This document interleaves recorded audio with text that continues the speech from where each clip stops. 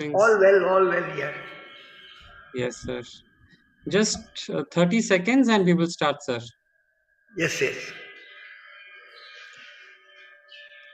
Namo Ramana. A very warm welcome to all the devotees for Delhi Ramana Kendra's Sunday Satsang with Mr. Michael James. I shall now request Narayananji at the shrine of Ramana Kendra Delhi to initiate the puja. Sir.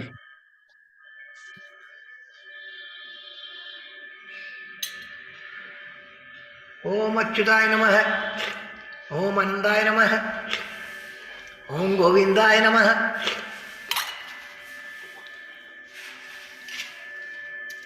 शुक्लांबरधरं विष्णुं शशिवर्णं चतुर्भुजं प्रसन्नवदनं ध्यायेत् सर्वविघ्नोपशान्तये। अयमूर्त समूसर्दोस्तु मंदोनो कृणंदो अयमूर्त समूसर्दोस्तु तदेव नगनं सदिनं तदेव ताराबलं तत्रबलं तदेव विद्याबलं दैवबलं तदेव लक्ष्मीपदे तीर्थेङ्ग्रियं स्मरामि। ओम भू ओम भुव ओम सुव ओम मह ओम जन ओम तप ओम सत्यम ओम तत्सौदर्ववर्णीयम भर्गो देवस्य धीमहि धियो यो न प्रचोदयात् ओमाप ज्योतिषा अमृतं मुर्मुस्वरम्। ममोपात समस्त दुर्द क्षयत्वारासि परमेश्वर कीर्त्यर्थं करिष्यमाणस्य कर्मणः निर्णय प्रसन्नतत्तं आदौ विघ्नेश्वर पूजां करिष्ये। पृथ्व्यां निरुतुलसी सूरं चन्द्रगोर्मो देवता पृथ्वी धिया त्रिधा लोकादयितं विष्णुना त्रिधा त्वं सहचारे मां देवी गोत्रं गुरुशासनम् आगमार्थं तु देवानां कमनार्थं तु रक्षासां गण्डारवं करां यादव देवदमानलाञ्जनम्।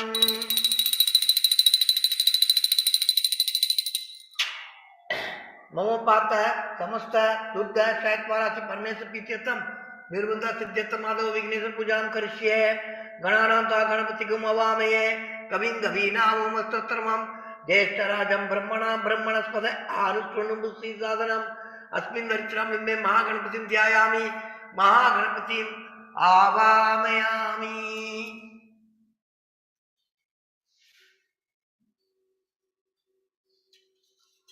ओम महागणपतिये नमः समं समर्पयामि। ओम महागणपतिये नमः अर्घ्यं समर्पयामि। ओम महागणपतिये नमः पाद्यं समर्पयामि। ओम महागणपतिये नमः आस्मन्यं समर्पयामि। ओम महागणपतिये नमः उपसारिकत्राणं समर्पयामि। ओम महागणपतिये नमः श्रावणानन्तरम् आस्मन्यं समर्पयामि। ओम महागणपतिये नमः वस्त्रदातम् अक्षतां समर्पयामि। ओम महागणपतिये नमः यज्ञोपवीतार्थम् अक्षतां समर्पयामि। ओम महागणपतिये नमः गन्धां धारयामि समर्पयामि।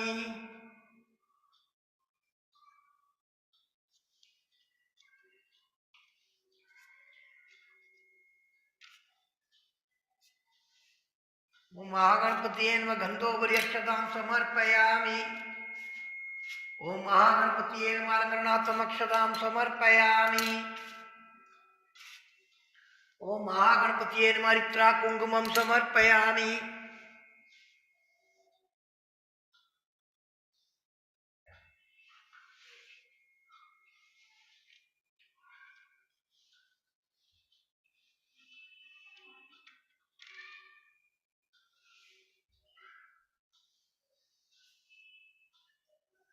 ओम महागणपतिये नमः पुष्पैः पूजयामि।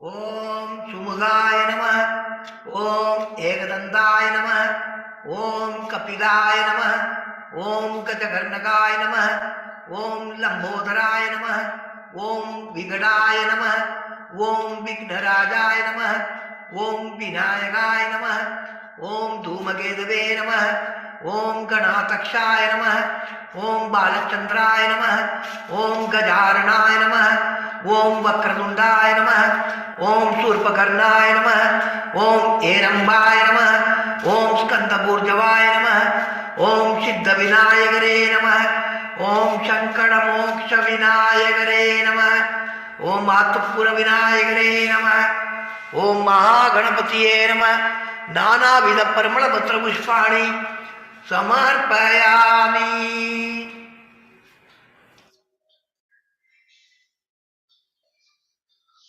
धूपार्थं समर्पयामि।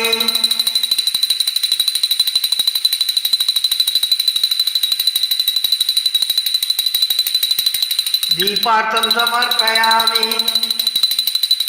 अक्षतां समर्पयामि।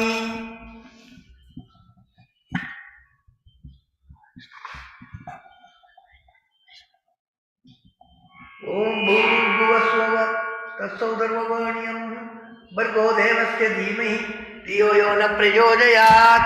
देवसवितुर्वरेण्यं सत्यं प्रसन्नामि अमृतत्वं स्वाहा। ओम प्राणाय स्वाहा। ओम अपानाय स्वाहा। ओम व्यानाय स्वाहा। ओम उदानाय स्वाहा। ओम समानाय स्वाहा। ओम ब्रह्मणे स्वाहा। महागणपतिये नमः। महागणपतिये नमः। महागणपतिये नमः। उरगंड मैसूर भाग नैवेद्यं समर्पयामि। मध्ये मध्ये पानीयं समर्पयामि। अमृतोपतान्तुत्रापोतं समर्पयामि। कर्पूरं समर्पयामि।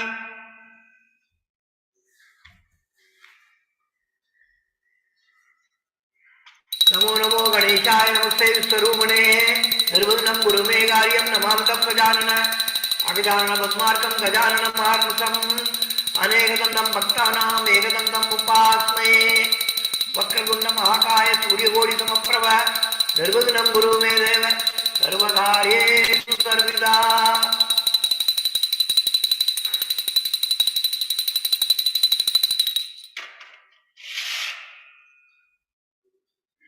कर्पूरं समर्पयामि। नीराजनं समर्पयामि। नीराजनानन्तरम् आचमनीयं समर्पयामि।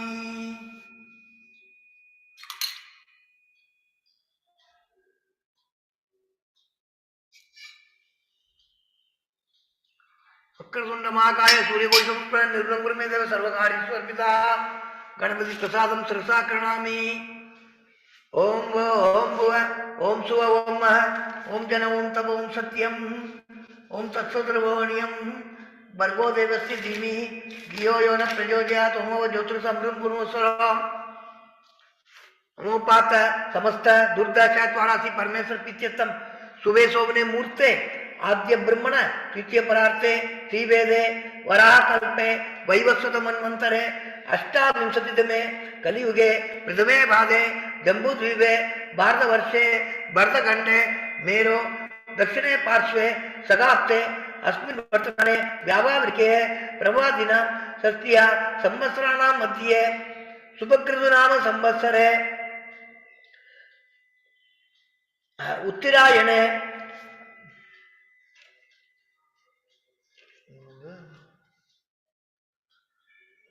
हेमंत ऋतु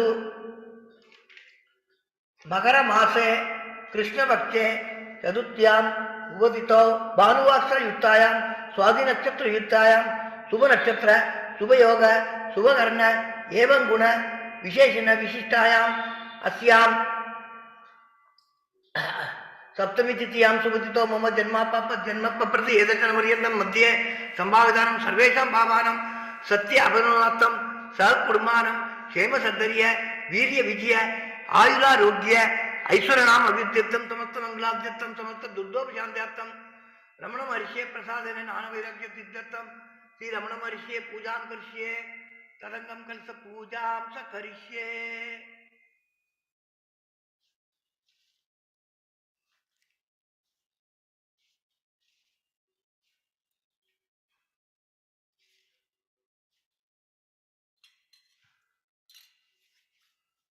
ईश्वरं विधास्थानं प्रतिष्ठापयामि शोभनार्थे क्षेमाय पुनरागमनाय करसस्य मुखे विष्णुकण्ठे रुद्रसमाजित मूले तत्र सिद्धतो ब्रह्मा मातृगुणे समृद्धा कुशौ सुसागरा सर्वे सप्तद्विवा सुन्दरा ऋग्वेदो यजुर्वेदो सामवेदोपधर्मण गंगे से सैन्य गोदावरी सरस्वती नर्मदे सिंधु कावेरी जलेस्मिन् सन्निधं कुरु अंगै से सहिता सर्वे कलशाम्बु समाजिता आयन्त देव पूजार्थं दुर्दशकारका।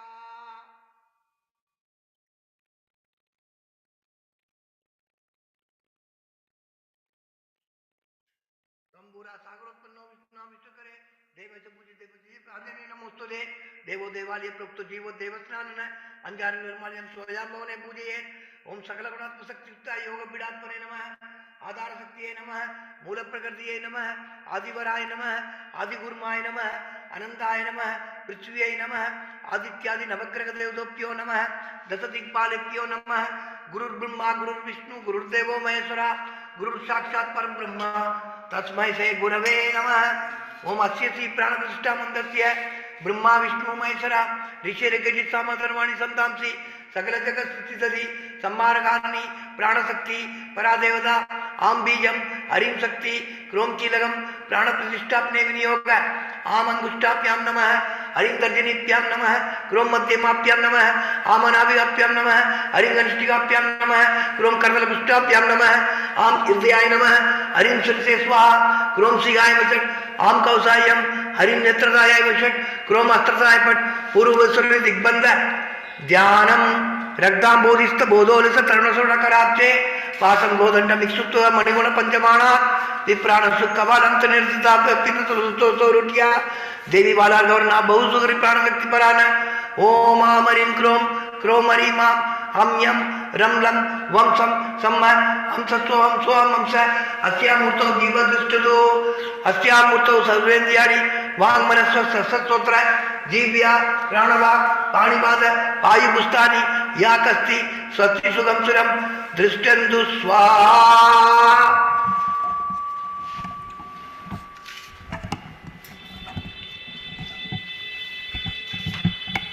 ओम अस्य श्री प्राणप्रतिष्ठामन्त्रस्य ब्रह्मा विष्णु महेश्वरा ऋषिर्गजित सामधर्माणि संतांसि सकल जगत स्थिति संहारकारिणी प्राणशक्ति परादेवता आम बीजम हरिं शक्ति क्रोम कीलकम प्राणप्रतिष्ठापने विनियोग आम अंगुष्ठाभ्याम नमः हरिं गर्जनीभ्याम नमः क्रोम मध्यमाभ्याम नमः आम अनाभिभ्याम नमः हरिं घनिष्ठिकाभ्याम नमः क्रोम करतलपुष्ठाभ्याम नमः आम हृदयाय नमः हरिं शिरसे स्वाहा क्रोम सिगाय वसट आम कौसायम हरिं नेत्रदाय क्रोम अस्त्रदाय पट पूर्व दिग्बंध असुनीदे पुनरस्मात् सक्ष पुनः प्राणमे नोदिते भोगम जोगपस्य में सूर्य मुच्चे मुनियासोक्ति आवाहिदो भव सद्दाभिदो भव सन्निधो भव सन्निधो भव अवगुंडिदो भव सुब्रतो भव सुब्रसन्नो भव सुमुखो भव वरदो भव प्रसिद्ध प्रसिद्ध स्वामिन् सर्वजगन्नाथ यावत् पूजावसानकं तावत् ध्रुवं व्यापेन बिम्बेस्मिन् सन्निधं कुरु।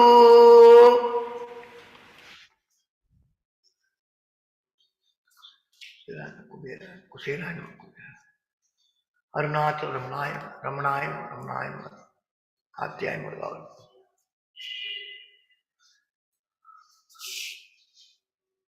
ओम भूर्भुवस्सुः तत्सवितुर्वरेण्यं भर्गो देवस्य धीमहि धियो यो न प्रचोदयात् देवसवितुर्वरेण्यं पचन्यामि अमृतस्वं स्वाहा ओम प्राणाय स्वाहा माने स्वाहा ओम ज्ञानाय स्वाहा उदाने समाने स्वाहा ब्रह्मणे स्वाहा। अरुणाचल श्री रमणाय नमः अरुणाचल श्री रमणाय नमः अरुणाचल श्री रमणाय नमः।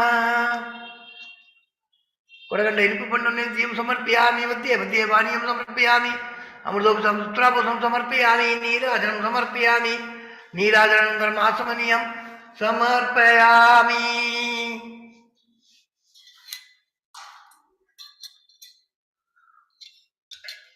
We'll recite Bhagavan's Astotram now. Shri गुरुभ्यो नमः गुरुर्ब्रह्मा गुरुर्विष्णु गुरुर्देवो महेश्वरा गुरु साक्षात् परम ब्रह्मा तस्मै श्री गुरवे नमः। अपार शक्ति सुखवारी राशोर्यचोर्विमात्रं भुवनं समस्तं वाइदं तं रमणं गभीरं चिन्ताविनं हृदि चिन्तयामि। ओम महोसेन महासेन महाजाताय नमः ओम श्री रमणाय नमः ओम गुरवे नमः ओम अगंड संविदागराय नमः ओम महुजसे नमः ओम कारणोद्भवाय नमः ओम जगत्पितावताराय नमः ओम श्री भूमिनाथास्तलोतिदाय नमः ओम पराशर कुलोतंसाय नमः ओम सुंदरातपलाय नमः ओम कमनीय सुचारित्राय नमः ओम सयायाम्बा सयायवते नमः ओम शोणासुल महोलीन मानसाय नमः ओम स्वर्णस्तकाय नमः ओम श्रीमद्वादशान्तमास्तले लप्त विद्योदयाय नमः ओम महाशक्ति निवादेन प्रवृत्ताय नमः ओम परमार्थविदे नमः ओम दिव्यराय नमः ओम पितृपदान्वेषिणे नमः ओम इंदुमौलिना पितृमदे नमः ओम पितृरादेश सोणशैलं प्राप्ताय नमः ओम तपोमयाय नमः ओम उदासीनाय नमः, ओम महायोगिने नमः, ओम महोत्साहाय नमः, ओम कुशाग्रतीये नमः, ओम शांत संकल्प संप्रभाय नमः, ओम सुसुदृशे नमः, ओम सवित्रे नमः, ओम स्थिराय नमः, ओम तपस्वीद सर्वांगाय नमः, ओम बुल्लांबुज विलोचनाय नमः, ओम चंद्रकाशिदास श्री मंडितानिल मंडलाय नमः, ओम सूदवाट्याम समासीनाय नमः, ओम सूर्यदाक्षिण विप्रमाय नमः, ओम वेद वेदांत तत्वज्ञाय नमः, ओम चिन्मुत्रणे नमः, ओम त्रिगुणाधिकाय नमः, ओम विरूपाक्ष गुहावासाय नमः, ओम विराजत सलाकृतिये नमः, ओम उच्चित्त नयनाय नमः, ओम पूर्णाय नमः, ओम रसिदास तांडवाय नमः, ओम गंभीराय नमः, ओम परमाचार्याय नमः, ओम सुब्रह्मण्याय नमः, ओम अभयप्रदाय नमः, ओम दक्षिणासीनिवाय नमः, ओम धीराय नमः, ओम दक्षिणाभिमुखाय नमः, ओम स्वराजे नमः, ओम महर्षिये नमः, ओम भगवते नमः, ओम ईट्याय नमः, ओम भूम विद्या विशारदाय नमः, ओम विमलाय नमः, ओम दीर्घदर्शने नमः, ओम आप्ताय नमः, ओम रुजमार्ग प्रदर्शकाय नमः, ओम समत्रुसे नमः, ओम सत्यत्रुसे नमः, ओम सत्याय नमः, ओम प्रसादाय नमः, ओम अमित विक्रमाय नमः, ओम सुकुमाराय नमः, ओम सदानंदाय नमः, ओम मृदुवासिने नमः, ओम दयार्णवाय नमः, ओम श्री सोणासुल इरुद्भूत स्कंदाश्रम निकेतनाय नमः, ओम सद्दर्शनोपदेष्टरे नमः, ओम सद्भक्त वृंद परिप्लुताय नमः, ओम गणेश मुनिप्रियेण सेवितां कृष्णोरुवाय नमः, ओम गीतोपदेश सारादि ग्रंथ संसिन्न संशयाय नमः, ओम वर्णाश्रम मदादीदाय नमः, ओम रसज्ञाय नमः, ओम सौम्याय नमः, ओम आत्मवदे नमः, ओम सर्वावनि मदस्थानां मारात्याय नमः, ओम सर्वसद्गुणिने नमः, ओम आत्मारामाय नमः, ओम महाभागाय नमः, ओम मातृमुक्ति विदायकाय नमः, ओम विनदाय नमः, ओम विनुदाय नमः, ओम विप्राय नमः, ओम मुनीन्द्राय नमः, ओम भावगोज्वलाय नमः, ओम दर्शनादक सम्मारे नमः, ओम मौनेन स्वात्म बोधकाय नमः, ओम ईर्चादिकरसानित्याय नमः, ओम स्प्रणाद्बंध मोचकाय नमः, ओम अंधस्मित चंडांसवे नमः, ओम संसार अरण्वत्तारकाय नमः, ओम सोणादिष्टरे नमः, ओम आर्तविद्या प्रकाशकाय नमः, ओम अविच्युत निज प्रज्ञाय नमः, ओम नैसर्गिक महातपसे नमः, ओम कमंडलुधराय नमः, ओम सुब्रगविनवसनाय नमः, ओम गुहाय नमः, ओम दंडवाणये नमः, ओम कृपापूर्णाय नमः, ओम पवरोग पिशक्पराय नमः, ओम स्कंदाय नमः, ओम देवदमाय नमः, ओम अमर्त्याय नमः, ओम सेनानिये नमः, ओम पुरुषोत्तमाय नमः।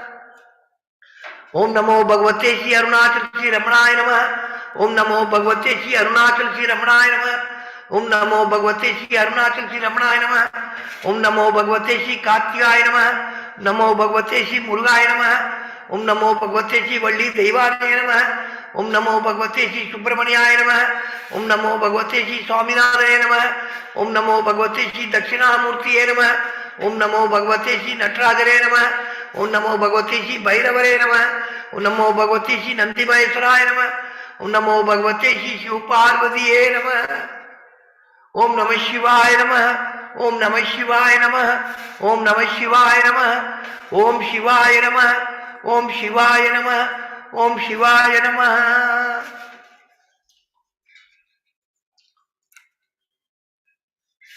Let us all recite Ubodesa Saram.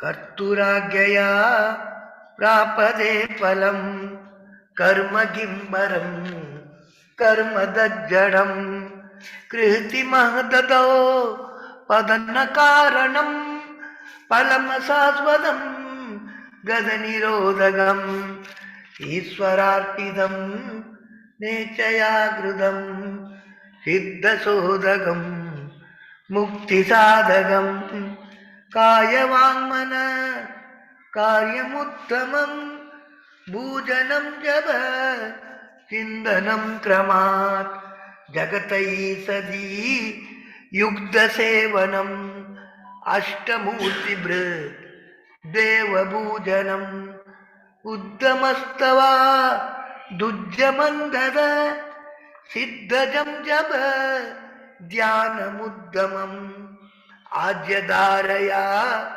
श्रोतसा समं सरलचिन्तनं विरलदबरं वेदभावना सौवमित्यसौ भावनाभिधा भावनी मदा भावशून्यस भावसुष्ठुदी भावना बलात् भक्तिरुद्धमा इरुस्तले मन स्वस्थता क्रिया भक्तियोगभो दाचनिश्चिदं वायुरोदना लीयते मन जालभक्षिव रोदसाधनं सिद्धवायव शीत्क्रियायुधा सागयोर्द्वयी शक्तिमूलगा लयविनाशने उभयरोदने लयकदं पुनर्भवति नो मृदं प्राणबन्धना लीनमानसम् एकचिन्तना नासमेत्यद नष्टमानसो गृष्टयोगिन कृत्यमस्ति किं स्वस्तिदं यद दृश्यवारिदं चित्तमात्मन हित्वदर्शनं तत्वदर्शनं मानसं तु किं मार्गणे हृदे नैव मानसं मार्गार्जवात् वृद्धयस्त्वहं वृद्धिमाश्रिता वृद्धयो मनो विद्यहं मन अहमयं कुतो भवति चिनवदत् ऐपदत्यहं निजविसारणम् अहमिनासभा अहमहं दया स्फुरतीरस्वयं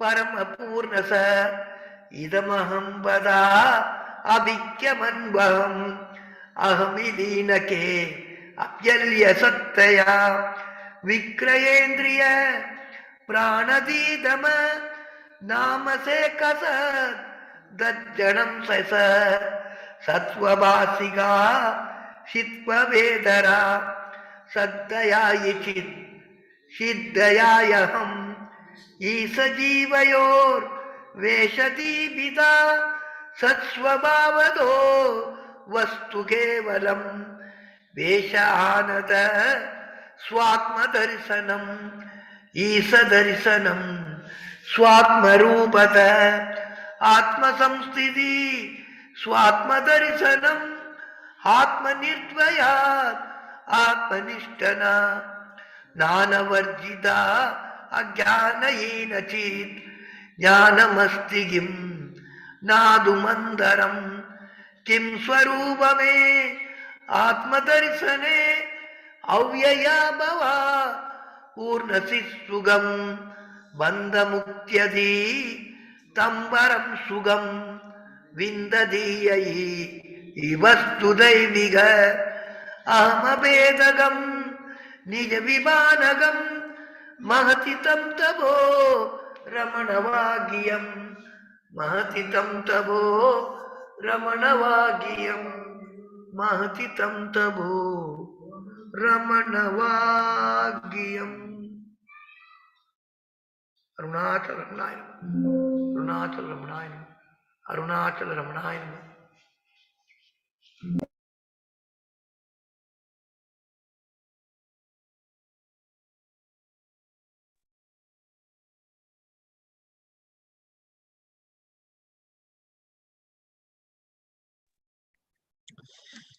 Namo Ramana. Namaskaram. Yes, now it is working. Thank you. Namo Ramana. A very warm welcome to all the devotees for Sunday Satsang with Mr. Michael James on Anma Viddai. We had started the conversation on this last month, and Mr. James shall continue this today. Before we get into the session, I would just like to inform the devotees that next Saturday will be Mahashivratri celebration at Ramana Kendra, Delhi, with Rudra Abhishek happening from 5:30 p.m. onwards. I shall be sending out the intimation of it on the email, SMS, and WhatsApps by either late tonight or tomorrow morning. There are some aspects of it which need to be finalized, but that is an important celebration, and all the devotees are welcome to participate. Namo Ramana, sir, over to you. Om Namo Bhagavate Sri Arunachala Ramanaya. Namaskaram. Today I'm going to continue talking about verse 1 of Anma Viddai, but before I do so, I've been asked to say something about the significance of Mahashivaratri. There is a verse, one of the 7 verses that Bhagavan translated from the Arunachala Mahatmyam. The Arunachala Mahatmyam is a collection of different Puranic texts, mainly from Skanda Purana and various other Puranas, about the greatness of Arunachala. Bhagavan adapted several verses from that into Tamil. Some of the Tamil verses are summaries of several verses in Sanskrit. Some are translation of, sometimes he packed the meaning of 2 verses into one in Sanskrit into 1 verse in Tamil. But anyway, in these 7 verses, Bhagavan gives us some idea about the Puranic tradition, about the greatness of Arunachala. So the 3rd of those 7 verses, he mentioned Mahashivaratri. That is what he says in this verses. Not the 3rd, the second. Adi Arunachala per Abbudalinga Turukol, Adinal Maharil Adire. That's the first sentence. What that means is the original day on which in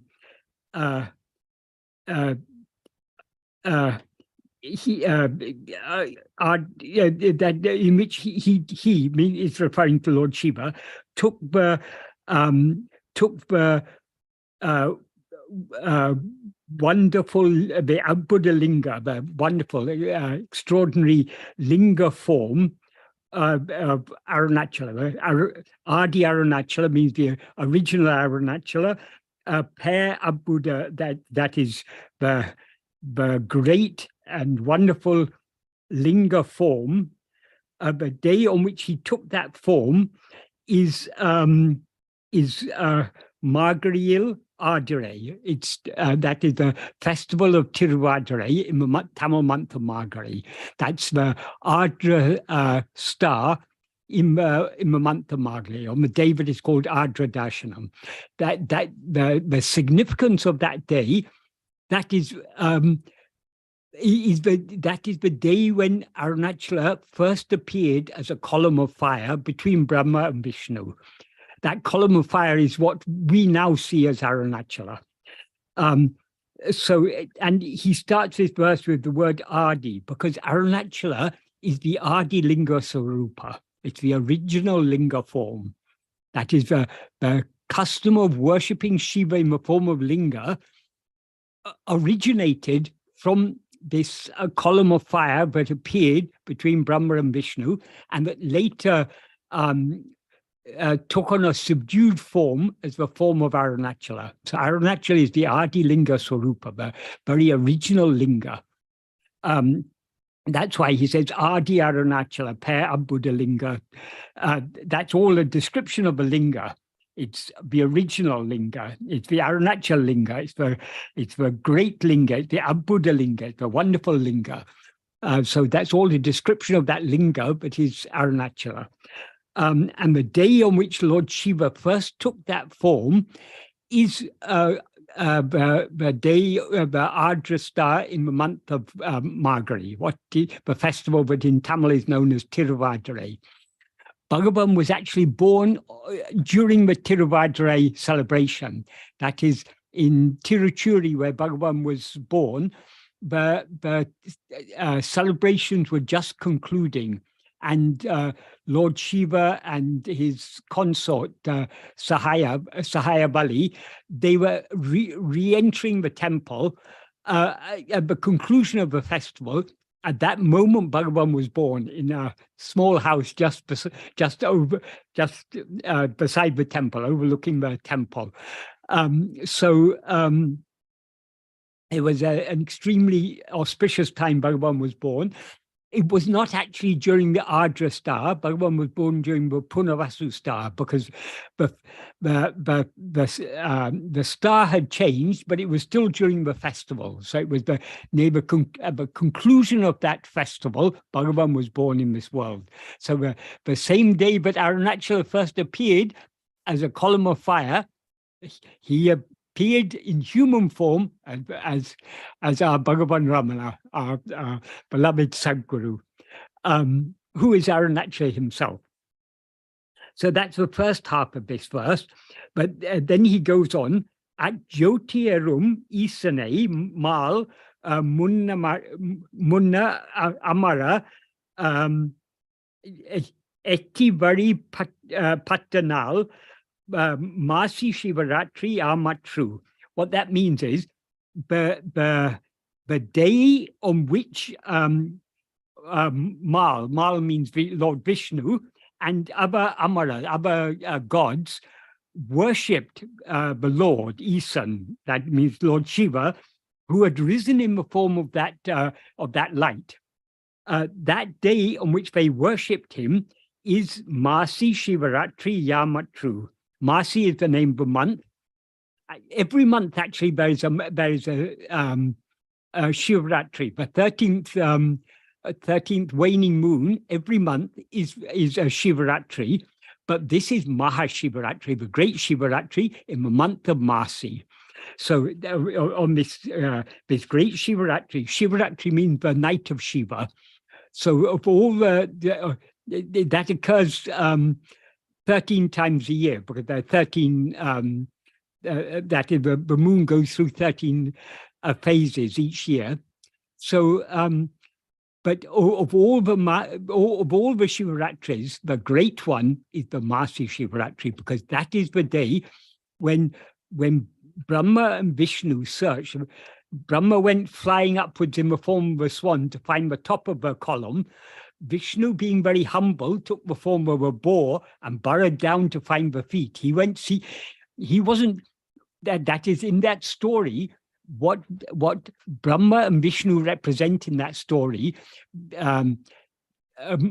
Brahma represents the outward going intellect, but tries to find the truth by going outwards. Vishnu represents the ego that is willing to surrender itself, but subsides back within. So his burrowing down represents burrowing in, going deep within ourselves. So neither of them found the top or bottom, but whereas Vishnu humbly admitted his inability to find the foot of the column of fire, because it's Adimudikana, that is the feet and the beginning and the end cannot be found. The feet and the head cannot be found. Because it's why? Because Lord Shiva is infinite. Arunachala is infinite. There's no limits. So you can't find the limits of that which is limitless. That is the significance. But as a result of his search, Vishnu became humble, whereas Brahma was flying up outward. That is, his flying upwards in the form of a swan represents the outward going mind. He was too humble to admit, but he couldn't find the limit of this column of fire, so he came back and told a lie. When he lied that he had seen the top, and Vishnu knew very well that he had lied, so Vishnu started worshipping the column of fire, saying, this is Shiva himself, we should worship it. This is something greater than either of us. Brahma just laughed at him and said, oh, because you've been defeated, you are now worshipping, but you should be worshipping me. as soon as Brahma said that, Lord Shiva appeared in his human-like form out of that column of fire. He cursed Brahma, but he should never be born, he should never be worshipped in any temple. And he cursed the flower, Ketiki flower, but bore false witness on behalf of Brahma, but that flower should never be used in Shiva Puja. It should never be used in the worship of Shiva. Since Vishnu had subsided, that is, his going in, it represents his subsiding, he became one with Lord Shiva. That is why Vishnu and Shiva are always worshipped as equal, because they are ultimately they are one and the same reality. So that day on which, just like Bhagavan worshipped Arunachala, though Bhagavan is himself Arunachala, Vishnu is nothing other than Arunachala, but he worshipped Arunachala as an example to all of us. So that day on which Vishnu and all the other gods worshipped Arunachala is Masi Shivaratri. So that is the great significance of that day. That is why, for those of us who are fortunate to be in Tiruvannamalai on that day, the best thing to do on that night is to go round the hill. When I used to live in Tiruvannamalai for many years, myself and other friends, we used to go round 2 or 3 times a night. That is during that night, because to go round once takes about 3 hours, but the night lasts 12 hours. So we would go leisurely for usually 3 times around. That would usually see through the night, see through the 12 hours of night. So the whole of Shivaratri, we used to be going around the hill. And we weren't the only one. Many people do that. I mean, it's a very nice thing to do, to spend the whole night going around Arunachala. So this is the significance of Masi Shivaratri. It is the day when though Arunachala had already appeared as a column of fire, who that column of fire is, but that is Lord Shiva himself, that was recognized on that day, and they worshipped him accordingly. So that's the significance of Masi Shivaratri. So the same Lord Shiva who appeared as a column of fire then appeared in the modern era in the human form of Bhagavan Ramana to give us his teachings. And among all the teachings he gave us, one of the very, very special works he gave is this song Anma Viddai. This is very special because in these verses, Bhagavan packed a huge amount of meaning, and also the central message of this song is Aye Ati Solapum. Anma Viddai, Aye Ati Solapum. That is, knowing ourselves is extremely easy. This is what Bhagavan is teaching us in this song. And that is what, why he appeared in the form of Arunachala, in the form of that column of fire, but later assumed the lackluster form of Arunachala. It is only to eradicate ego, and the means to eradicate ego is to turn the attention within and to subside back into the heart. So all these things, these Puranic stories, and these very deep teachings that Bhagavan is giving us, they are all intimately related and connected. So regarding this first verse, last time I had explained in detail about the first sentence. There are 2 main sentences in this verse. So just to remind what I was talking about last time, that is what Bhagavan says in this verse is,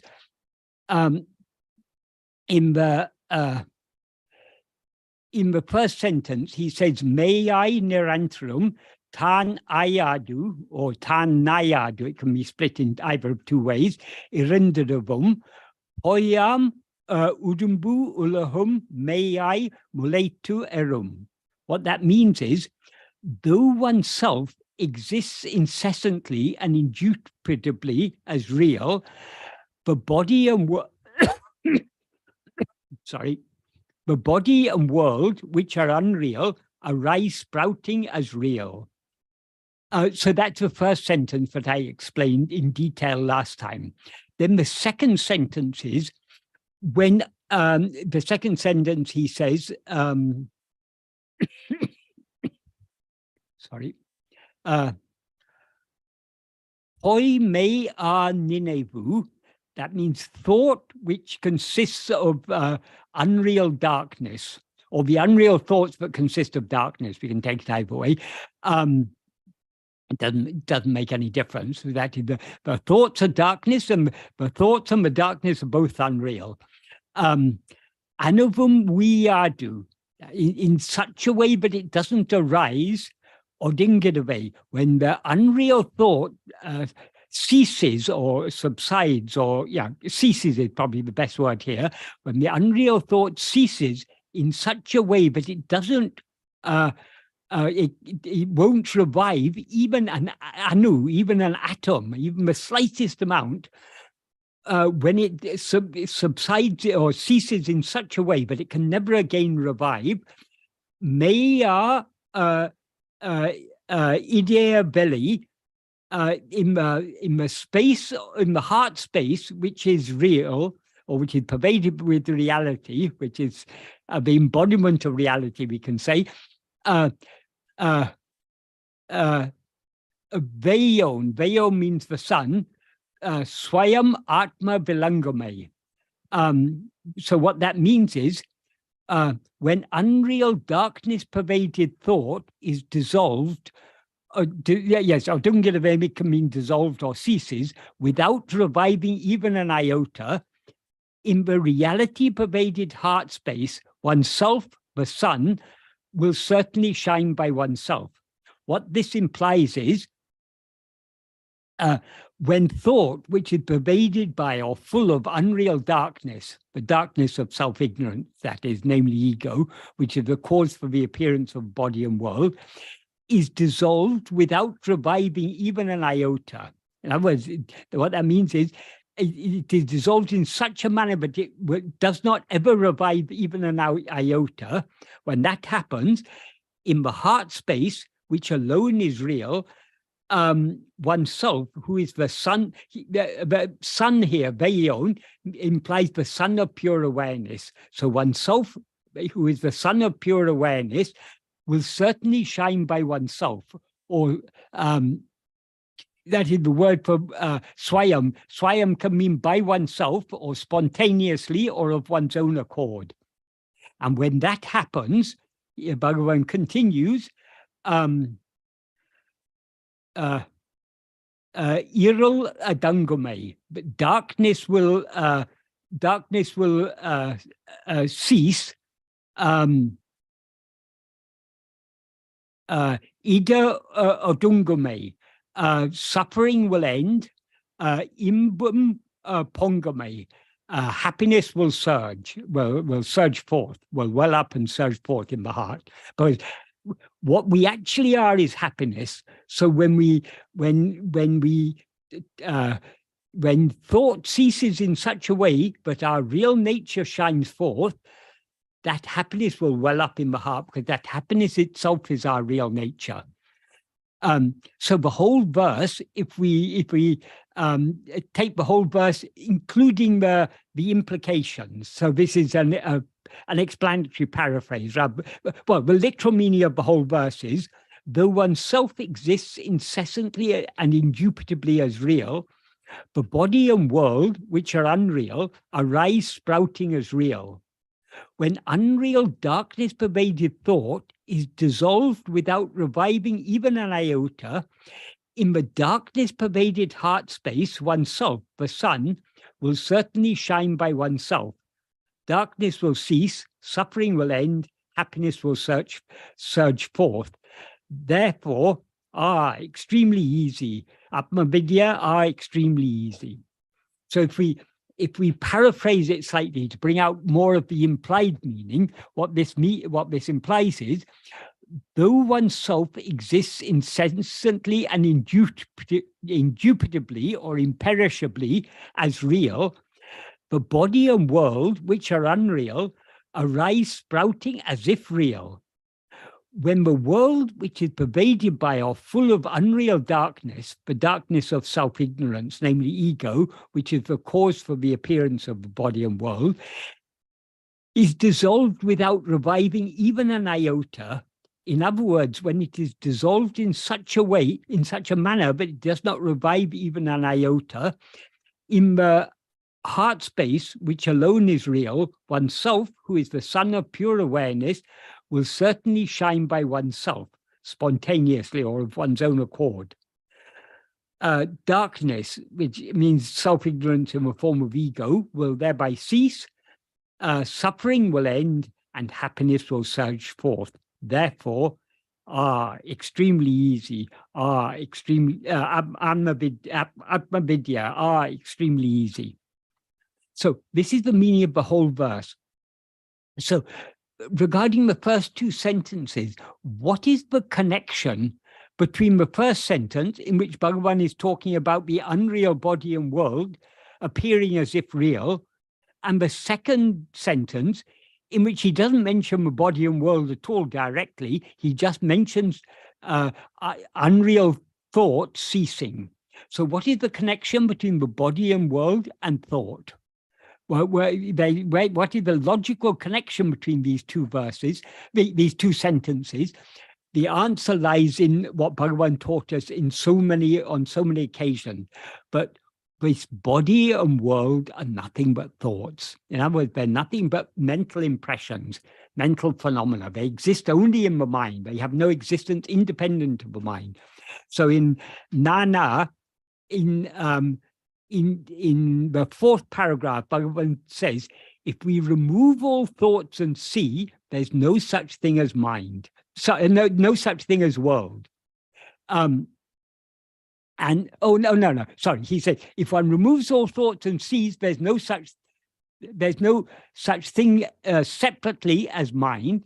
And then he goes on to say, excluding thought, there's nothing as world. So the world is nothing but thought.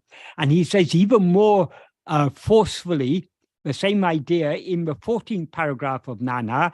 He says, Jagam Embadu Ninebe.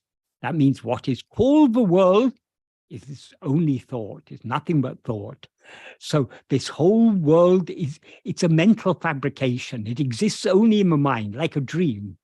A dream has no existence independent of the mind that sees it. It's a mental fabrication. Exactly the same with the world we are perceiving now.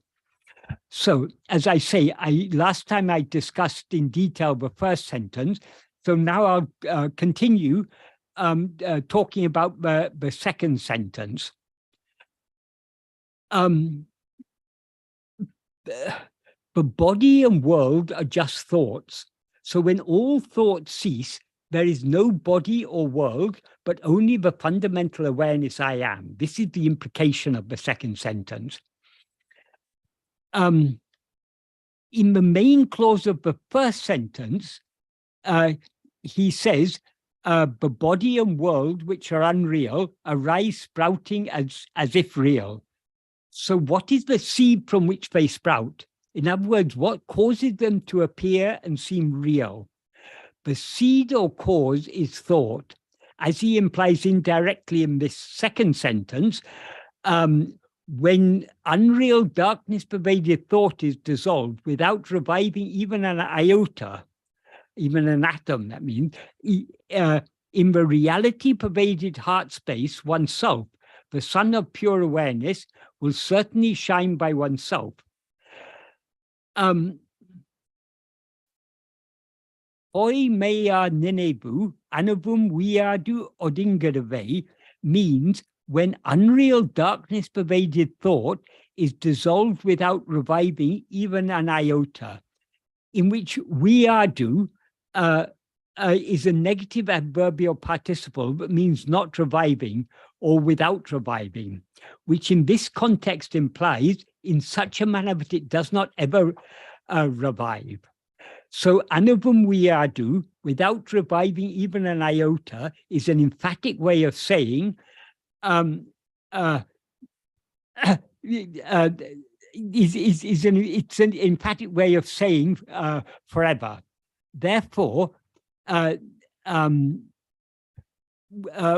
thought is dissolved without reviving even iota, implies when thought is dissolved in such a manner that it does not ever revive even an iota.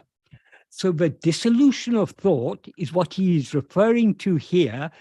So the dissolution of thought that he is referring to here is not manolaya, temporary dissolution of mind, but only manonasa, the permanent dissolution or annihilation of mind. So this is the goal of Bhagavan's teaching. He made so clear in so many places, but merely bringing about a temporary dissolution of mind. The mind dissolves temporarily every night when we fall asleep, but that doesn't solve our problems because the next morning we rise up again as ego. So what we are seeking is not just a temporary dissolution of mind, but the permanent dissolution of mind, manonasa. This is the goal of Bhagavan's teachings. And manonasa implies eradication of ego because the root of the mind is the first thought I, otherwise known as ego. Only when this ego is destroyed, everything else is destroyed. So that is the state of manonasa. The state in which ego is eradicated is the state of manonasa. And since ego is the subject and everything else is objects, and since objects exist only in the view of the subject, without ego, nothing else exists. What remains when ego is destroyed is only the sun of pure awareness, our own real nature, which is ever shining in our heart as I.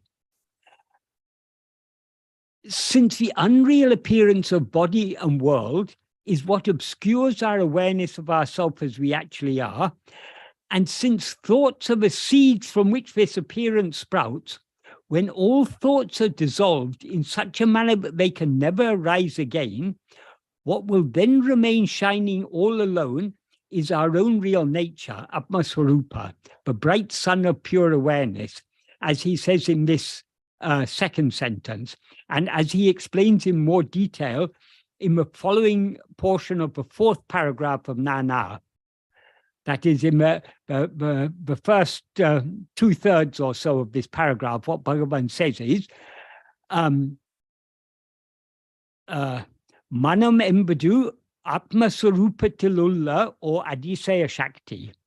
What is called mind is an Adisaya Shakti, an extraordinary power that exists in Atma Swarupa, the real nature of oneself. It makes all thoughts appear. When one looks, excluding or remove. Oh, by the way, in this first sentence, when he says that this what is called mind is an Adisaya Shakti in Atma Swarupa, and then he says it makes all thoughts appear, we have to understand that what he means by mind in this context is ego, because ego is the first thought that makes all other thoughts appear. So, because the word mind is we need to understand the sense in which the word mind is used, depending on the context, because sometimes we use the term mind, to refer to the totality of all thoughts, whereas what the mind essentially is only ego, because ego is the one essential thought of the mind. Other thoughts all come and go, but no thought can come or go without the first thought I, which is ego.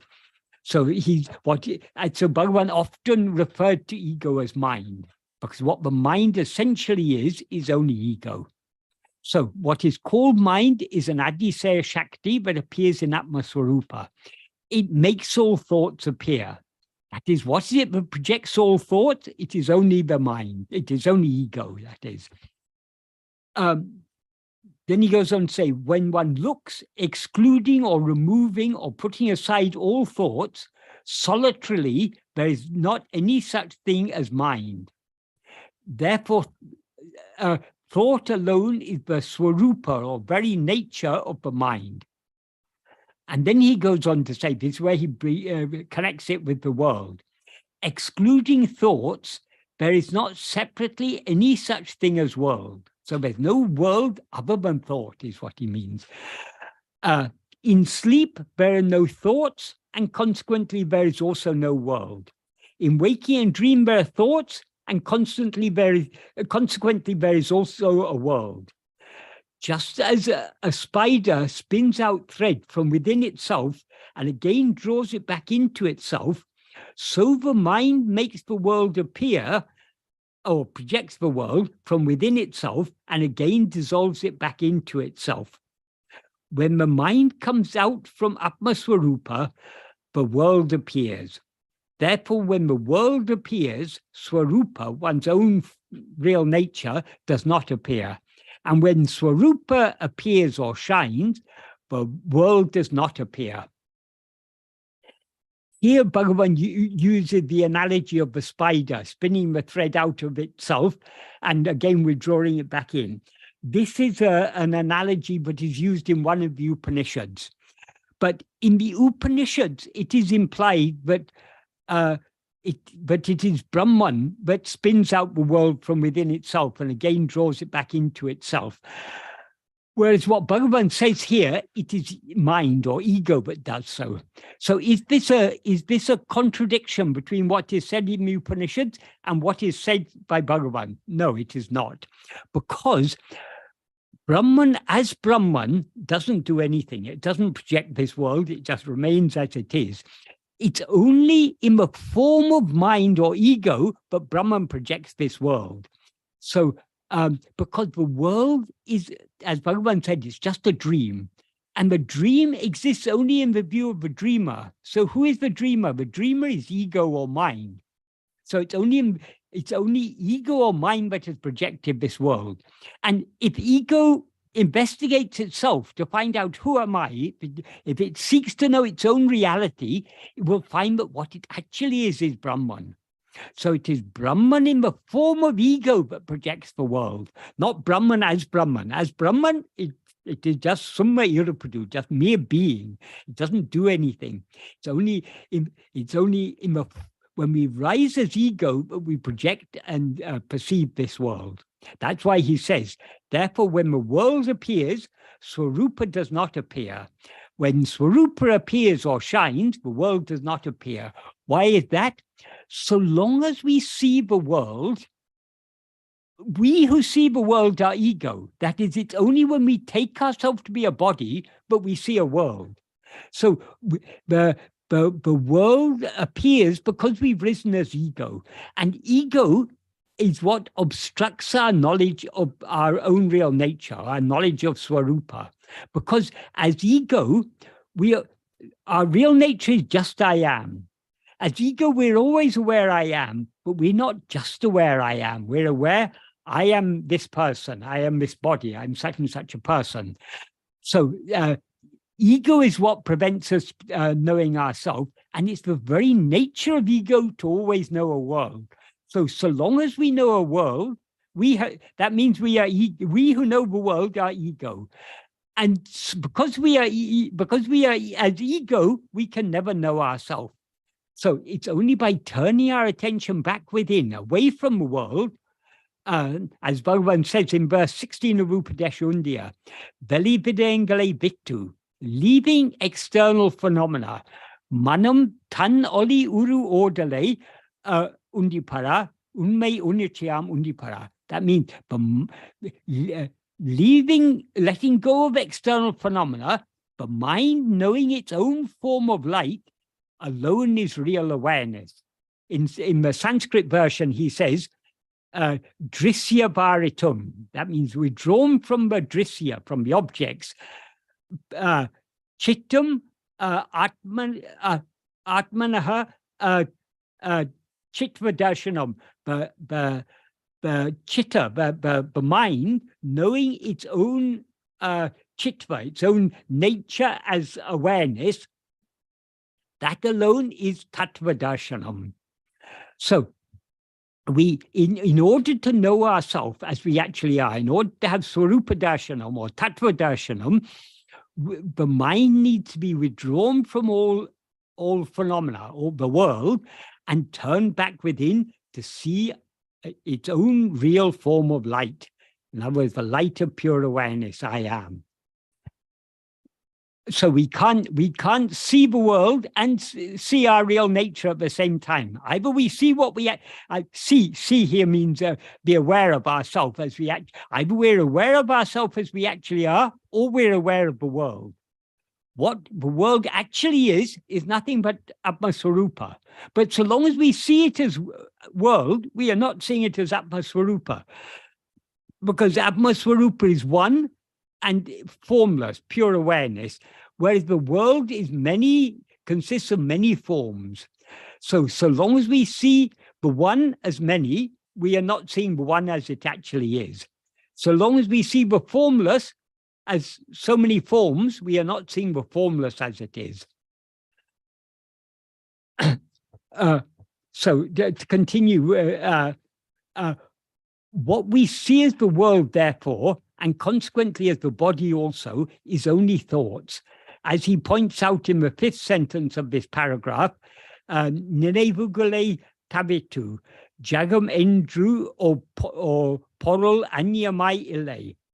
Excluding thoughts, there is not separately any such thing as world. And in the third last sentence of the 14th paragraph is what I referred to earlier. Jagam embudu Nineveh. What is called the world is only thought. This is also made clear by him in verse 6 of Arunachya Ashtakam, in which he says, "And anu niril nire Ninevu, kandana nirhil jagam vichitram ulum kan mudal pori vai kan mudal pori vari puratum." What that means is series of subtle shadowy thoughts are seen as a shadowy world picture, both inside and outside, via the sense organs such as the eye. What he means by seeing a world picture inside and outside, if we look out through our senses, we see a world outside. But if we look within, we seem to have another world in the world of our own mind, our own thoughts, feelings, perceptions, and so on. This seems to be another world. So there seems to be an external world and an internal world. Actually, what seems to be an external world, that is also internal, because what the external world consists of is nothing but a series of perceptions, sights, sounds. As Bhagavan said in verse 6 of Ulujunapadu, the world is nothing but the 5 kinds of sense impression. So the 5 kinds of sense impression are sights, sounds, tastes, smells, and tactile sensations. Apart from these, there's no such thing as world. So since these are all mental impressions, what seems to be an external material world is actually an internal world of mental impressions. That's the point he's making. But it seems to us as if there's an internal world and an external world, but both actually are internal. The term that he uses to mean thought in all these cases, that is in this first verse of Anma Viddai, in the 4th and 14th paragraphs of Nana, and in verse 6 of Sri Arunachya Ashtakam, is Nenevu, which means thought or idea, or in some cases, imagination in the sense of what is imagined, but which he uses in a broad sense to include all kinds of mental impressions or mental phenomena. In this sense, therefore, everything other than pure awareness, which is what we actually are, is just a thought. Even ego, which is the perceiver of all other things, is just a thought, which is why he often referred to it as nanenum ninevu, the thought called I, or as it's often translated in English, the I thought. In Tamil, it's the thought called I. As it is often, and he says that of all thoughts, it is the first and the root, because all other thoughts seem to exist only in its view. That is, though ego is just a thought, it is a thought unlike all other thoughts, because all other thoughts are objects. So they are jada. They have no awareness. They don't know their own existence. But ego is what knows the existence of all other thoughts and knows the existence of itself, because ego is the only thought that is endowed with awareness. It is chit jada granti. That is, it's a mixture of the pure awareness I am and a set of adjuncts called a body, which is jada.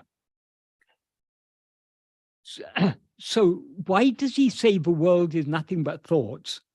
What we know as the world is just a collection of the 5 kinds of sensory perception, namely sights, sounds, tastes, smells, and tactile sensation, as he points out in verse 6 of Uludunapdu. This is the verse I was referring to a little earlier. What he says in this verse is, Ulahu aim pulangal uru. That means the world is a form of 5 sense impressions, 5 kinds of sense impression. There andru, not anything else. So Bhagavan is very emphatically saying here, the world is nothing but these 5 kinds of sense impressions. Sights, sounds, tastes, smells, and tactile sensations. If you take away these 5, where is any world? What Bhagavan implies here, the world is entirely mental. It exists only in it's just a series of mental impressions or sense impressions. Then he goes on to say, I'm pulan, I'm poriku pulanam. That means these 5 sense impressions are impressions to the 5 sense organs. That is, sights are impressions for the eye, sounds are impressions for the ears, etc. And then he says, Ulahei manam ondru, I'm pori bayal on didu talal, manate andri ulahu undo are. What that means is, since the mind alone perceives the world by way of the 5 sense organs, say, is there a world besides the mind? So the world doesn't exist apart from the mind. The implication here is, as he said in the 4th and 14th paragraph of Nana, but the world is nothing but sense impressions. Both sense impressions are mental impressions, and mental impressions are just thoughts. So the world is nothing but thoughts. This is the connection between the first and second sentence in these verses. If we understand that the body and world are nothing but thoughts, then the connection between the first and second sentences in this verse becomes clear. If we don't understand that connection, then it's not clear, but he seems to be talking about one thing in one sentence and something else in the other sentence. So we have to understand that according to Bhagavan, the world is nothing but mental impressions, and mental impressions are what we generally refer to as thoughts. If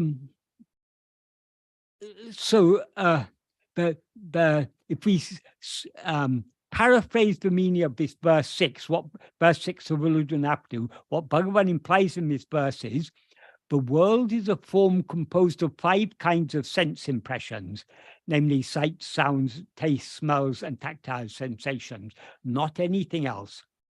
Those 5 kinds of sense impressions are impressions respective to the 5 sense organs. Since the mind alone, or since one thing the mind, that manam ondru can mean one thing the mind or the mind alone, perceive the world by way of the 5 sense organs. Is there any world besides or excluding, apart from, or if not for, the mind? So in other words, there's no world at all apart from mind. So the world is nothing but a series of mental impressions, which are what are otherwise called thoughts. In a dream, we experience these 5 kinds of impression, sight, sounds, etc. And so long as we are dreaming, we assume they are caused by an external world. That is, so long as we're dreaming, we seem to be a small body in a world. So the world seems to be outside of ourselves. But as soon as we wake up, we recognize that they were just a mental fabrication. That is, it's just a mind-generated series of mental impressions. That is a dream.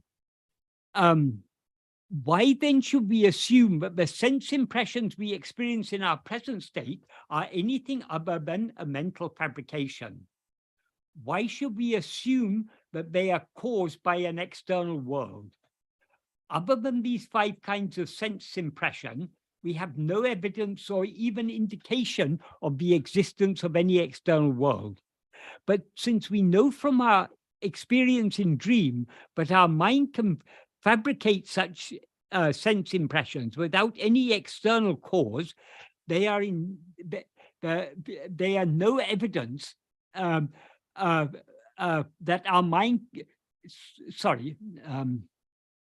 we have no evidence or even indication of the existence of any external world. But since we know from our experience in dream that our mind can fabricate such impressions without any external cause, they are no evidence at all that any external world, external or mind-independent world actually exists. So is there any world that exists independent of our mind, which is what it perceives? In other words, is there any world that exists independent of our perception of it? As Bhagavan points out, any state we take to be waking is actually just a dream. So whatever world we perceive in any such state is just a mental fabrication, and hence it does not exist independent of our perception of it. This is why he asks rhetorically in the last half of the 6th verse of Ulunapadu, Ulahei manam ondru aim parivayal ondiru talal manate andri ulahu undo. Since the mind alone, or since one thing, the mind, perceives the world by way of the 5 sense organs, say, is there any world besides or excluding the mind?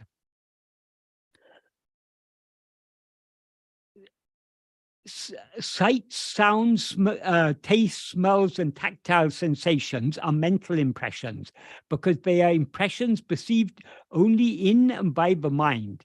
And as such, they are just 5 among many kinds of mental phenomena.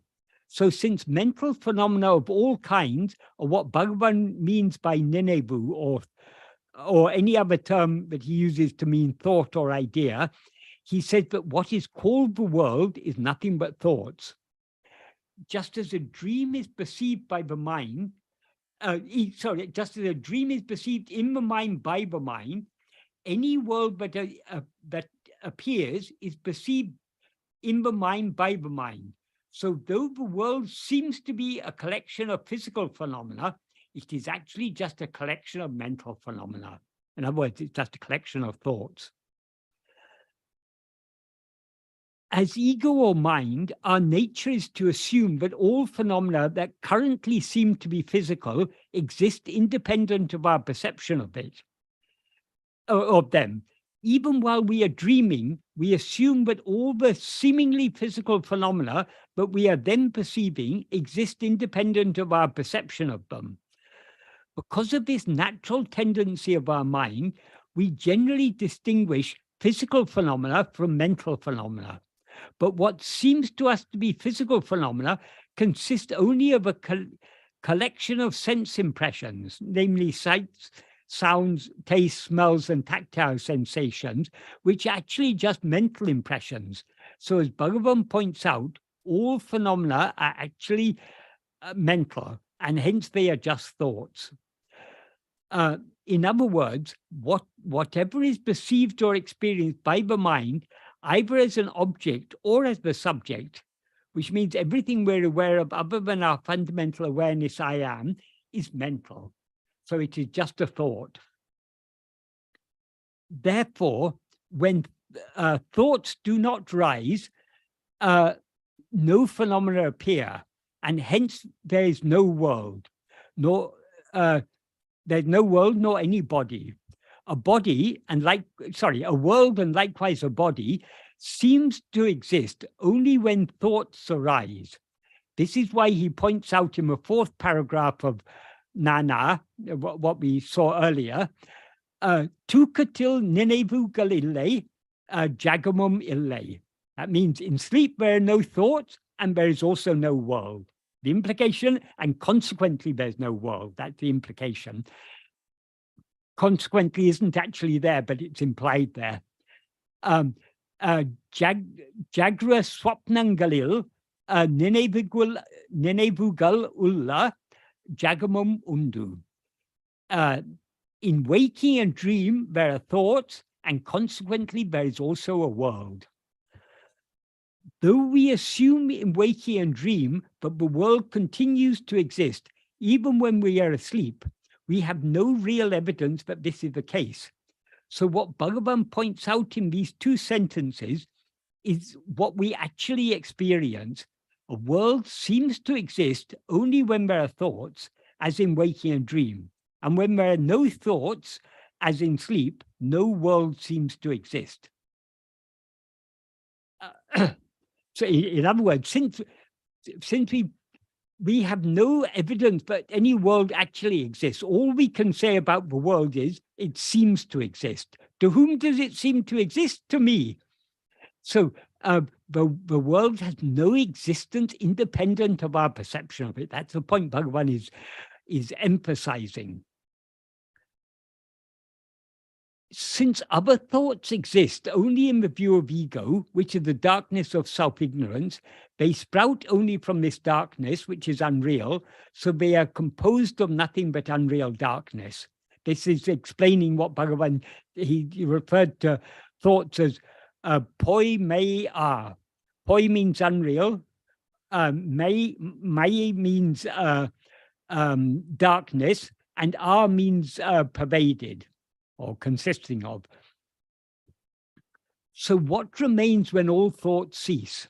Only pure awareness, namely our fundamental awareness I am in its pristine state, devoid of all adjuncts, which are just thoughts. Pure awareness is like a cinema screen on which moving pictures appear and disappear. On the screen of pure awareness, world pictures, that is, pictures consisting of phenomena of all kinds, appear and disappear. So whether any such pictures appear or disappear, what always exists and shines is only pure awareness. Therefore, pure awareness is what we actually are. And hence Bhagavan refers to it as Atma Swarupa, the real nature Swarupa of oneself, Atman. Or just as Swarupa, which can mean the own form or fundamental nature of anything, but when used on its own, means one's own real nature, of one's own real or fundamental nature. That is, Swarupa consists of two words. Swa means own, Rupa means form. It's not saying that our real nature is a form. Form is here used metaphorically. So Swarupa means the own nature, the very nature of ourselves. What we actually are is Swarupa. So long as other things seem to exist in our awareness, we seem to be aware of ourselves as something other than the pure awareness that we actually are. So in order to be aware of ourselves as pure awareness, everything other than ourselves needs to be excluded from our awareness, as Bhagavan clearly implies in the portion of the fourth paragraph of Anma Viddai cited above, in which he concludes, Manam Atma Sarupa Tinindru Veli Padam Podu Jagam Tondram. When the mind comes out from Atma Sarupa, the world appears. Ahayal Jagam Tondram Podu Sarupam Tondradu. Therefore, when the world appears, Swarupa does not appear. Sarupam Tondram, within brackets, Prakasikam Podu, Jagam Tondradu. when Swarupa appears or shines, the world does not appear. In a cinema, pictures can appear on the screen only when there is a background darkness. If sunlight floods into the cinema, whatever pictures appeared on the screen, so long as there was darkness, will be dissolved. Likewise, when the sun of pure awareness shines forth in our heart, all thoughts will be dissolved, and hence no body or world will appear. Just as pictures can appear on a cinema screen only in a background darkness, thoughts can appear only in the darkness of self-ignorance, which is the very nature of ego. So, but why do thoughts appear in this darkness? What is it that projects them? Before going on to answer this, I'll just say one thing. That is, in the 1920s and 30s, there were very few cinemas. Only in big cities there were cinemas in South India. But films used to be shown in villages and small towns because the cinema company would carry around with them a big marquee, a big tent, in which they would set up on the outskirts of a village or town, and set up all their projector and everything inside that tent. And the tent provided sufficient darkness to show the film inside. So this is how films were usually shown in South India. Bhagavan, of course, never went to such a cinema, but he knew about them. He had heard about them. So he used this as an analogy to illustrate this. He said, in the pictures won't appear on the screen in the absence of any light. If there's no light at all, no pictures will appear. They also won't appear in the full brightness of the daylight. It's only in a limited light with a background darkness that the pictures can appear. So Bhagavan used to say, if a strong wind comes and blows away the roof of the marquee of the tent in which the cinema is being shown, then the sunlight will come flooding in, and what will happen to the pictures on the screen? They'll be swallowed by the sunlight. Exactly the same. When ego is annihilated and the sun of pure awareness shines forth in our heart, it will swallow everything. This is what Bhagavan refers to in verse 27 of Arunacha Aksharam, when he sings, Sakalamam Virangum Kadirali Yinamana Jalajamalati Arunachala. That is, he addresses Arunachala as the sun of bright rays, but swallows everything. And he prays to him, you are the sun, so you make the lotus of my mind blossom. And he prays the same in the first verse of Arunacha Pancharatnam. Karuna Purna Sudabde Kabalita Gana Vishwarupa Kirana Balya Arunachala Paramatman Arunobhava Chitta Kanjas Vikasaya. That means, sun of bright rays that swallows everything in your spreading rays. That sun of is also the Karuna Purna Sudabde, the ocean of grace, in the form of a hill that is the sun of bright rays that swallows everything. And that sun should blossom the lotus of our heart. So that's a very, very important point Bhagavan makes there. It's a very nice analogy. But in the complete absence of light, if there's no awareness at all, we wouldn't see a world. So there has to be awareness to see a world, but there also has to be the darkness of ignorance. Only in the darkness of ignorance will the world appear. If original light, the bright sunlight of jnana enters the cinema, the picture on the screen will be swallowed. Likewise, when jnana shines forth in our heart, whole world appearance will be swallowed. So So the question is, why do thoughts appear in this darkness, and what is it that projects them? But darkness is ego, which is the first thought and the root of all other thoughts. And the nature of ego is to always project and grasp things other than itself, namely other thoughts, as Bhagavan points out in verse 25 of Uludunapadu. What he says in verse 25 is, grasping form, it comes into existence. I'll read the Tamil and then the English.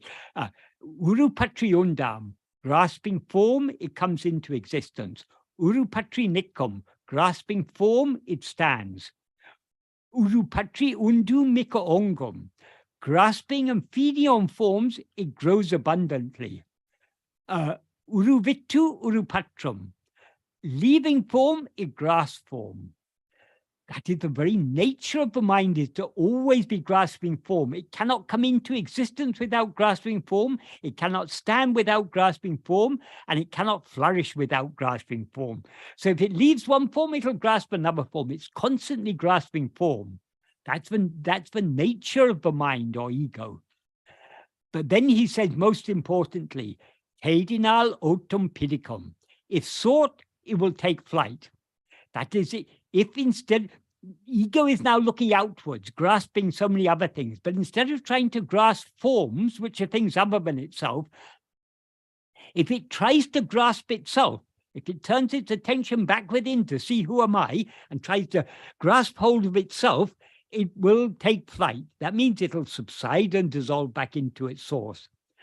Uruvatra Peya Hande, the formless phantom ego. What that implies here is, such is the nature of this formless phantom ego. Uruvatra means formless or devoid of form, but the ego has no form of its own.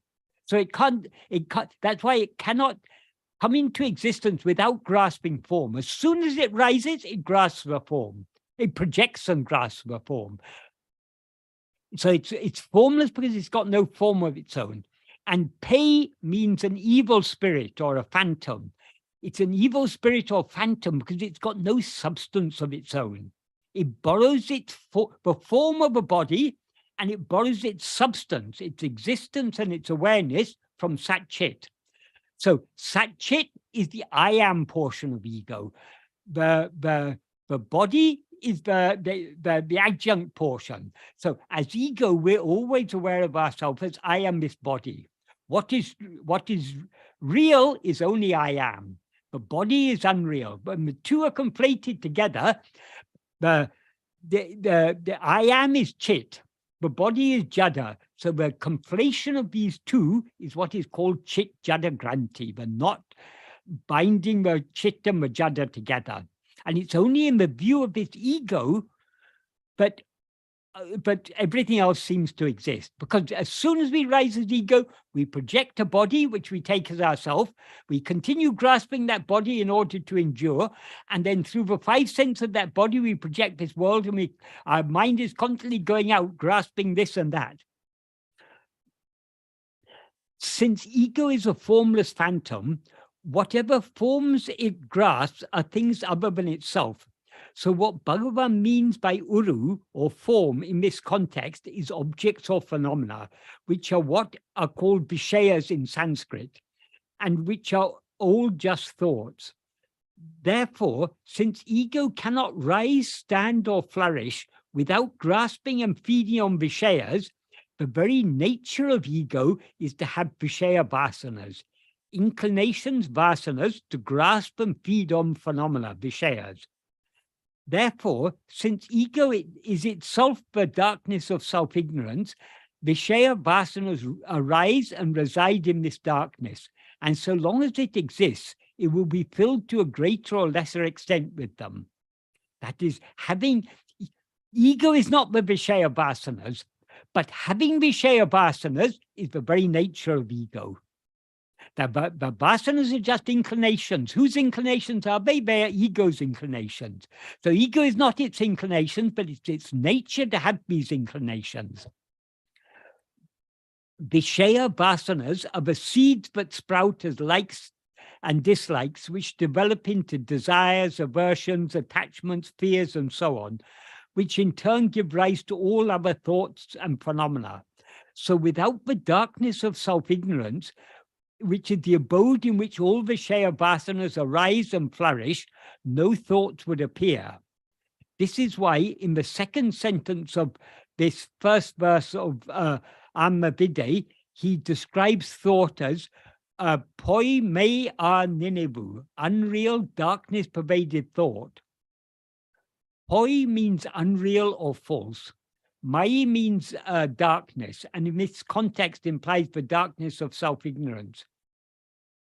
Ninevu means thought, and a is a verb that means to become full, spread over, pervade, permeate, combine with, abide, stay, remain, exist, or be, but is used here as an adjectival participle. So poi mei a ninevu means unreal, darkness pervaded thought, or thought which is pervaded by, or which is full of or exists as unreal darkness. Since all other thoughts exist only in the view of ego, it is the first thought and the root of all other thoughts.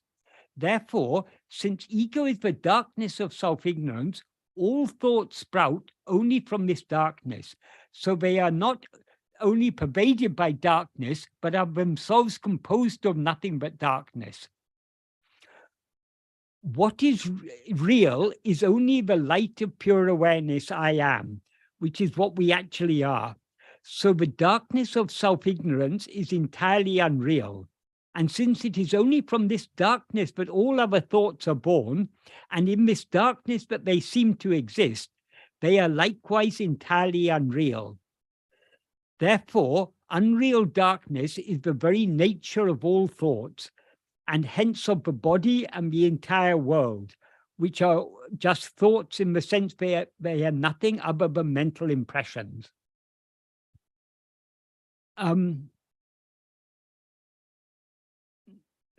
There's quite a lot more to it, not a huge amount, but there is more to explain on this verse.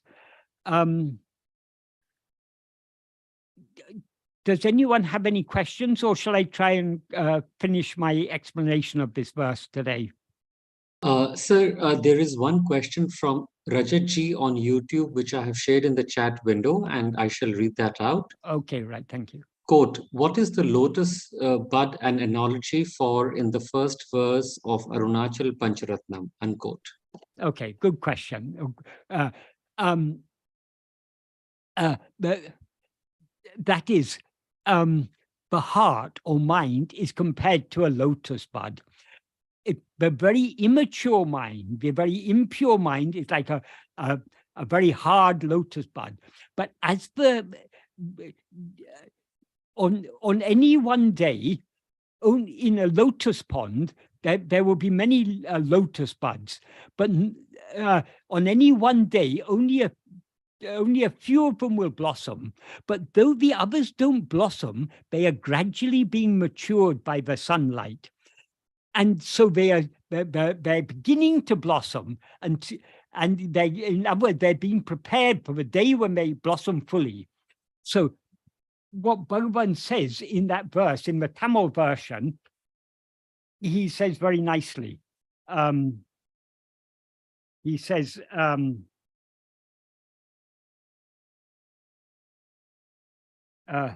Arunagiri Paramatma Ve Hila Ulapu Nandrai. That is Ulapu means the heart flower, implying heart lotus. Kila means it's just ready to blossom. Nandrai, very well. Viriti Parityaha, shine in such a way as to make it blossom fully.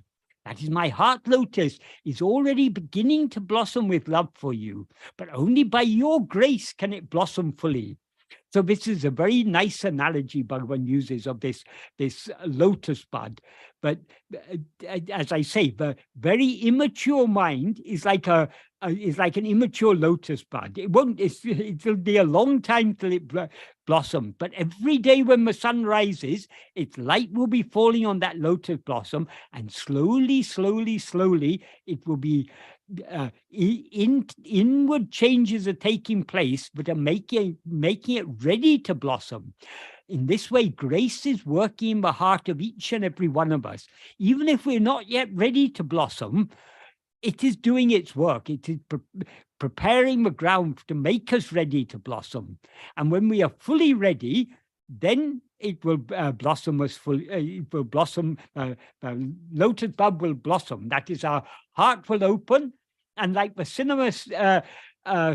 The roof of the cinema being blown away, in the analogy Bhagavan gave, when the lotus blossoms, the sunlight will come flooding in and it will swallow everything. Arol Nirebana Amarakadale Birikadi Ral Yabam Birangum. It swallows everything. He says the same in Sanskrit. Kabalita Gana Vishwarupa. You swallow the entire universe is swallowed in its bright rays. Just like whatever the pictures on the screen may be, if the sunlight comes flooding in, all are swallowed. So when the lotus blossom opens, then the sunlight comes flooding in and everything is swallowed. And what then remains is that sun of pure awareness, which is Arunachala, which is Bhagavan, which is what we actually are. Tattvamasi, you yourself are that. I hope that's an adequate answer to that question.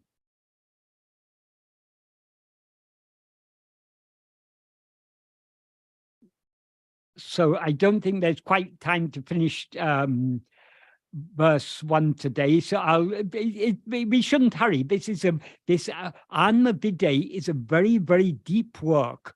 That is a huge amount of very deep implication Bhagavan has packed into these verses. So let us proceed. Let us take our time and work our way through these verses little by little, even if it takes. I started talking about verse 1 last month, and I'm going to finish next month, and then we'll so let it take as long as it takes. But I think it's worth going through this work very thoroughly, because there's so many important ideas in this song, very fundamental ideas that are very fundamental to Bhagavan's teachings. In a sense, he's summarized all of his teachings in these 5 short verses of this song. So it is worth taking time on it. Om Namo Bhagavate Sri Arunachala Ramanaya. Thank you so much, sir. I think going through these verses and the guidance that you provide is quite insightful and very helpful in our spiritual journey. Thank you. We shall now go back to the shrine, and I will now request Narayananji to initiate Aksharmana Malai and Arati.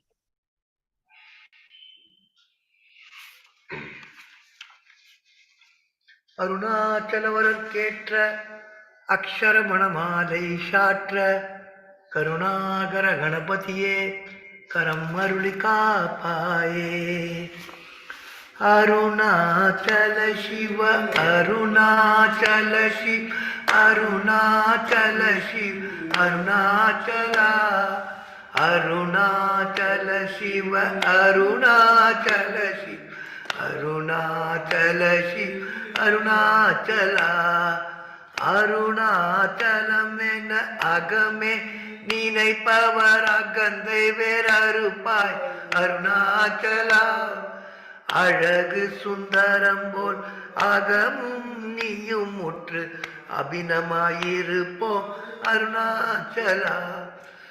Arunachal சிவ அருணாச்சல சிவ அருணாச்சல சிவ அருணாச்சலா அருணாச்சல சிவ அருணாச்சல சிவ அருணாச்சல சிவ அருணாச்சலா.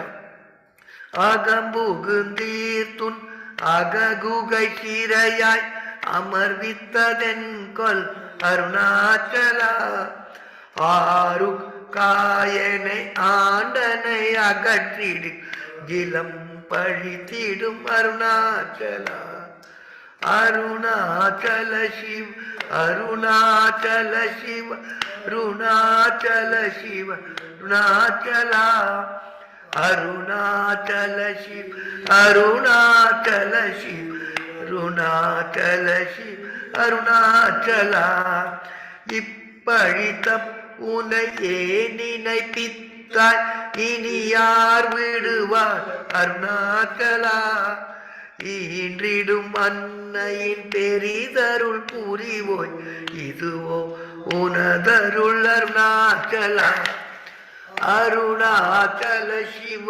அருணாச்சல சிவ அருணாச்சல சிவ அருணாச்சலா அருணாச்சல சிவ அருணாச்சல சிவ அருணாச்சல சிவ அருணாச்சலா உனையே மாற்றி ஓடாதுள்ளத்தின் மேல் உறுதி இருப்பாய் அருணாச்சலா ஊர் சுற்று ஊழம் வீடாது உன்னை கண்டு அடங்கிட உன்னழகை காட்டருணாச்சலா அருணாச்சல சிவ அருணாச்சல சிவ அருணாச்சல சிவ அருணாச்சலா அருணாச்சல சிவ அருணாச்சல சிவ அருணாச்சல சிவ அருணாச்சலா என்னை அழித்தி போர் என்னை களவாவிடில் இதுவோ ஆண்மை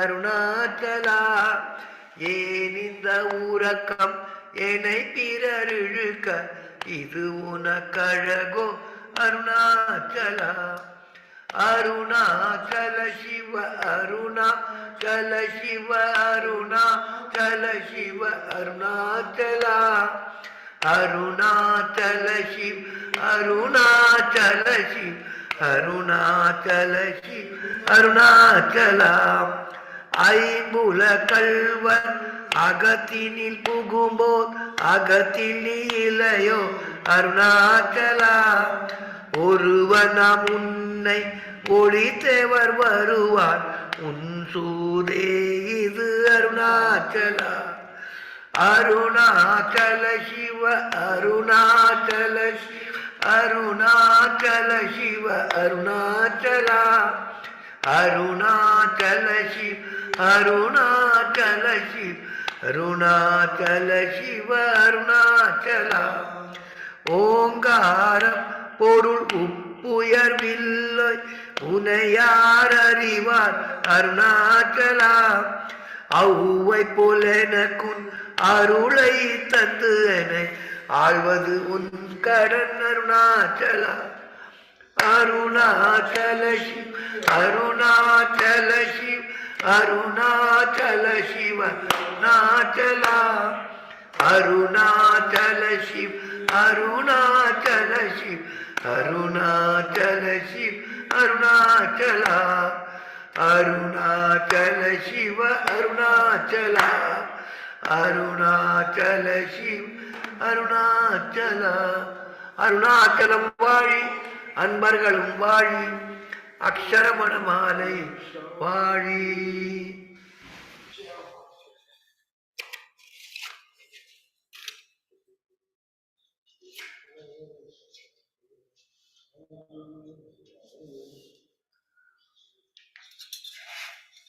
ஓம் பூர்புவஸ்வ தத்சௌதர்வர்ணியம் भर्गो देवस्य धीमहि धियो यो न प्रचोदयात् सवितप्रसुः सत्यं दौर्तेन प्रसञ्जामि स्वाहा ओम प्राणाय स्वाहा ओम अपानाय स्वाहा ओम व्यानाय स्वाहा ओम उदानाय स्वाहा ओम समानाय स्वाहा ओम ब्रह्मणे स्वाहा ओम नमो भगवते श्री अरुणाचल श्री रमणाय नमः नमो भगवते श्री अरुणाचल श्री रमणाय नमः नमो भगवते श्री अरुणाचल श्री रमणाय नमः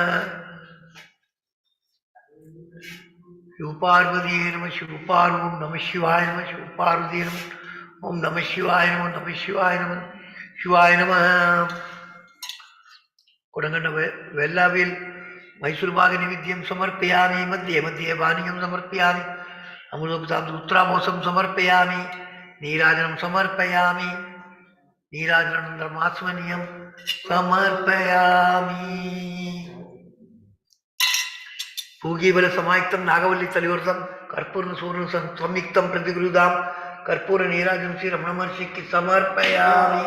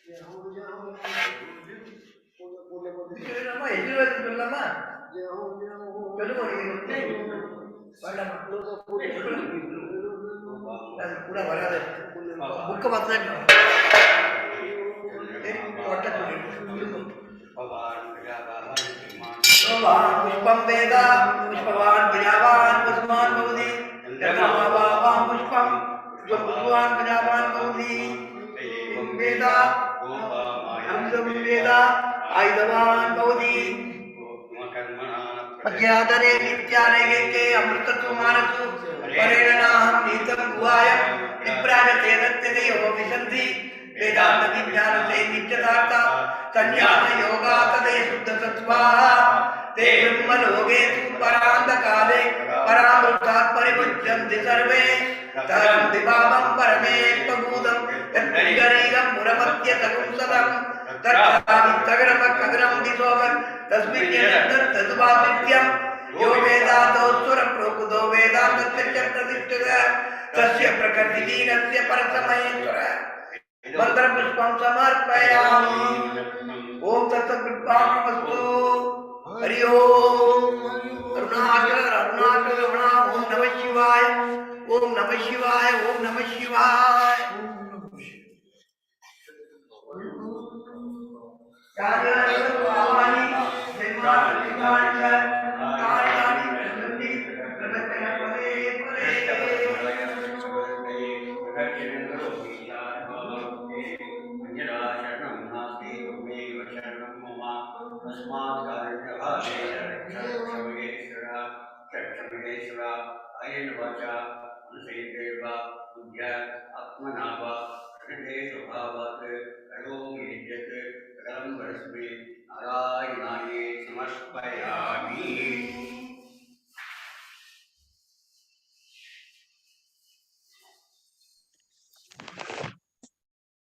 Namo Ramana.